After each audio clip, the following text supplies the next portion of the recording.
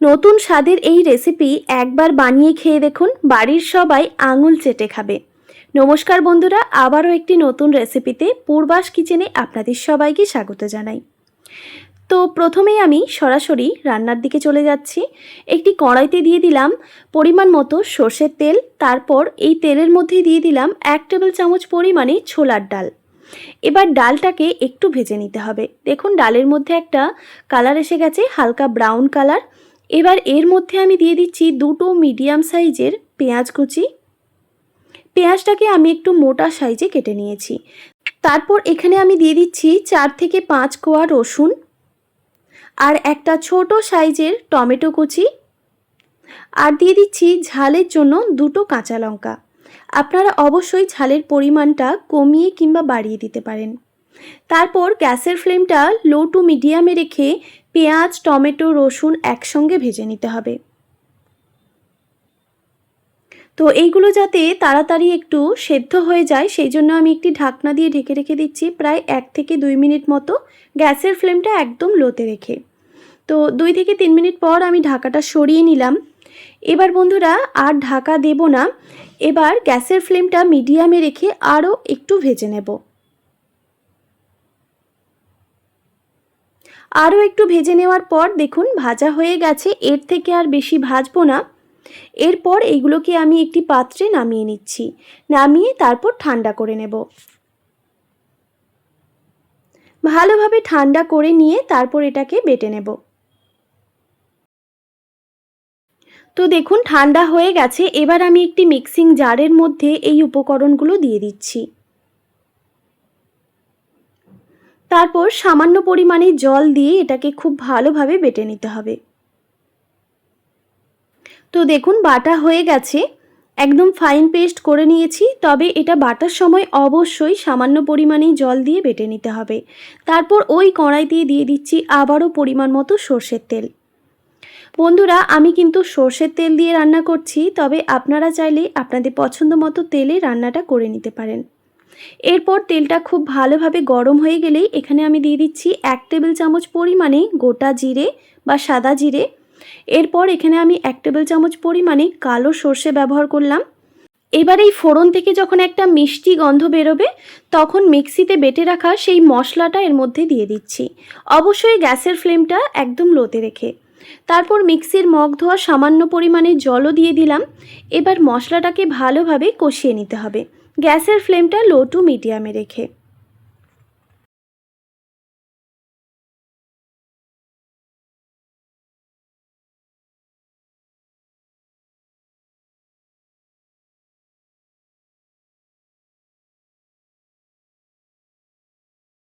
মশলাটা যখন একটু কষানো হয়ে আসবে তখন এখানে গুঁড়ো মশলা ব্যবহার করতে হবে।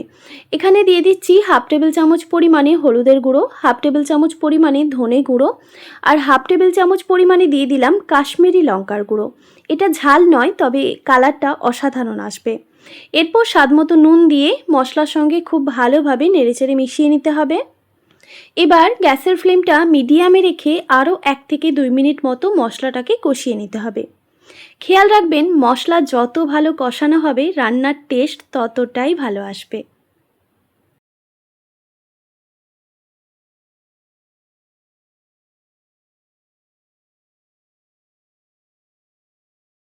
মশলাটা যখন একটু কষানো হয়ে আসবে তখন এখানে দিয়ে দিতে হবে খুবই সামান্য পরিমাণে জল। জলটা দেওয়ার পর আবারও নেড়েচেড়ে মিশিয়ে নিতে হবে। এবার গ্যাসের ফ্লেমটা মিডিয়ামে রেখে আরও কিছুক্ষণ এটাকে কষিয়ে নিতে হবে। তো ভালোভাবে আমি নাড়াচাড়া করে নিয়েছি দেখুন। এবার আমি গ্যাসের ফ্লেমটা মিডিয়ামে রেখে একটি ঢাকনা দিয়ে ঢেকে রেখে দেব প্রায় 2 থেকে 3 মিনিট মতো। আবারও বলছি গ্যাসের ফ্লেমটা মিডিয়ামে রেখে একটি ঢাকনা দিয়ে ঢেকে রেখে দিতে হবে। 2 থেকে 3 মিনিট মতো আমি গ্যাসের ফ্লেমটা মিডিয়ামে রেখে ঢাকনা দিয়ে ঢেকে রেখে দিয়েছিলাম। তো দেখুন বন্ধুরা মশলার থেকে তেল ছেড়ে দিয়েছে আর মশলাটাও কিন্তু পারফেক্টভাবে কষানো হয়ে গেছে।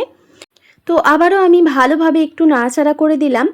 এবার বন্ধুরা এখানে আমি পরিমাণ মতো জল ব্যবহার করব।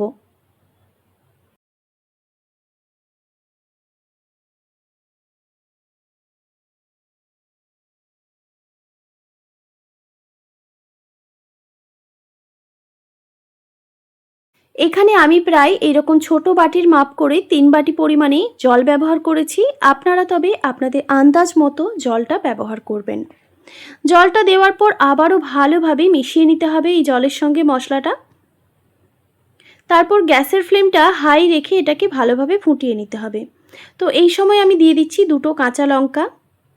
এবার একটি ঢাকনা দিয়ে ঢেকে এটাকে বেশ 5 থেকে 7 মিনিট মতো ফুটিয়ে নেব। এরপর এইদিকে দেখুন একটি পাত্রে নিয়ে নিচ্ছি 1 বাটি পরিমাণে বেসন। এরপর এর মধ্যে আমি দিয়ে দিচ্ছি স্বাদ মতো নুন, দিয়ে দিচ্ছি হলুদের গুঁড়ো 1 টিস্পুন পরিমাণে, কাশ্মীরি লঙ্কার গুঁড়ো দিয়ে দিচ্ছি 1 টিস্পুন পরিমাণে। এরপর এখানে আমি দিয়ে দিচ্ছি জোয়ান, হাফ টেবিল চামচ পরিমাণে এখানে আমি জোয়ান ব্যবহার করছি। আর জোয়ানটাকে এইভাবে হাত দিয়ে একটু ঘষে দিয়ে দিলাম, এতে ফ্লেভারটা স্ট্রং হয়। এরপর এখানে আমি হাফ টেবিল চামচ পরিমাণে আধ ভাঙা করে রাখা ধনে দিলাম।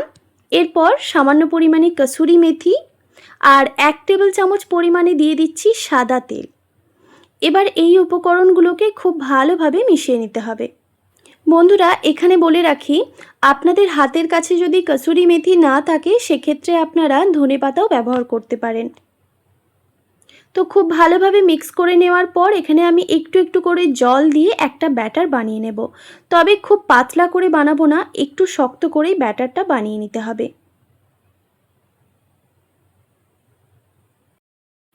দেখুন বন্ধুরা, একটা ব্যাটার আমি বানিয়ে নিয়েছি, খুব বেশি পাতলাও না আবার খুব বেশি গাঢ়ও না। তো এইভাবেই কিন্তু ব্যাটারটা বানিয়ে নিতে হবে। ব্যাটারটা বানিয়ে আপনারা একটু 1 থেকে 2 মিনিট মতো রেস্টে রেখে দেবেন। আর এই দিকে দেখুন গ্যাসের ফ্লেমটা হাই রেখে প্রায় 5 থেকে 7 মিনিট মতো এই গ্রেভিটাকে আমি ফুটিয়ে নিয়েছি। দেখুন গ্রেভি থেকে কিন্তু তেল ছেড়ে দিয়েছে। তো গ্রেভিটা আমাদের একদম রেডি হয়ে গেছে। এবার যে আমি বেসনটা রেডি করে রেখেছিলাম, মানে বেসনের ব্যাটারটা রেডি করে রেখেছি, সেই ব্যাটারটা ভালোভাবে কিন্তু হাতে করে ফেটিয়ে নিয়ে তারপর এইভাবে এই ঝোলের মধ্যে গ্যাসের ফ্লেমটা মিডিয়ামে রেখে এর মধ্যে দিয়ে দিতে হবে, ঠিক এইভাবেই। আপনারা হয়তো দেখেই বুঝতে পারছেন যে আজকে আমি কি রেসিপি বানাচ্ছি। হ্যাঁ বন্ধুরা, আজকে আমি বেসনের সবজি বানাচ্ছি। যখন বাড়িতে কোনো রকম সবজি থাকবে না তখন আপনারা কিন্তু এই রেসিপিটা বানিয়ে নিতে পারেন। বাড়ির ছোট থেকে বড় সবাই কিন্তু চেয়ে চেয়ে খাবে, এতটাই টেস্টি হয়।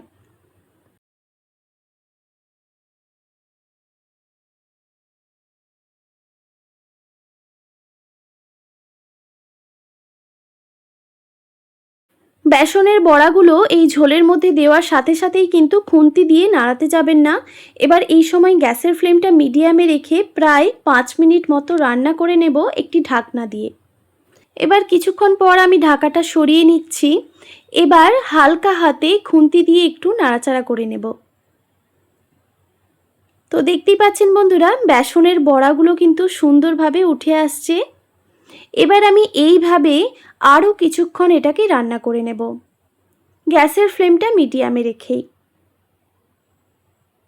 তো আবারও একটি ঢাকনা দিয়ে ঢেকে রেখে দিচ্ছি, গ্যাসের ফ্লেমটা মিডিয়ামে রেখে এইভাবে আমি আরও 5 মিনিট মতো রান্না করে নেব।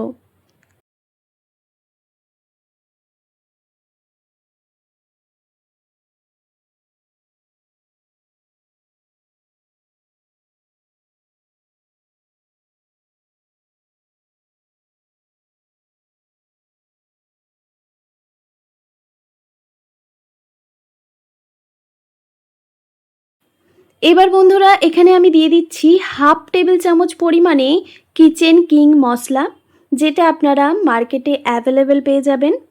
এরপর এখানে আমি দিয়ে দিচ্ছি সামান্য পরিমাণে ড্রাই কসুরি মেথি। এবার এই কসুরি মেথিটাকে হাত দিয়ে এইভাবে একটু ঘষে দিয়ে দেবেন, দেখবেন স্বাদটা দুর্দান্ত আসবে। তারপর আবারও ভালোভাবে নাড়াচাড়া করে নিচ্ছি। আর সবশেষে দিয়ে দিচ্ছি স্বাদের ব্যালেন্সের জন্য সামান্য পরিমাণে চিনি। তারপর খুব ভালোভাবে আবারও নাড়াচাড়া করে নিতে হবে। তো বন্ধুরা আমাদের রেসিপি কিন্তু একদম রেডি। এবার আমি গ্যাসের ফ্লেমটা অফ করে এটাকে আমি স্ট্যান্ডিং টাইমে রেখে দেব কিছুক্ষণের জন্য। কিছুক্ষণ পর দেখুন কালারটা কত সুন্দর এসেছে। খেতেও কিন্তু অসম্ভব টেস্টি হয়। আপনারা অবশ্যই এই রেসিপিটি একবার হলেও ট্রাই করবেন। আশা করি আজকের এই রেসিপি আপনাদের ভালো লেগেছে। ভালো লেগে থাকলে অবশ্যই একটি like, comment, share and subscribe করে দেবেন। আর পাশে থাকা বেল আইকনটিও প্রেস করে দেবেন। তাহলে নিত্য নতুন রান্নার ভিডিওগুলি আপনাদের কাছে পৌঁছবে। ভালো থাকবেন, সুস্থ থাকবেন। দেখা হচ্ছে নতুন কোনো রেসিপি নিয়ে। আর এতক্ষণ আমার সঙ্গে থাকার জন্য আপনাদের সবাইকে অনেক ধন্যবাদ।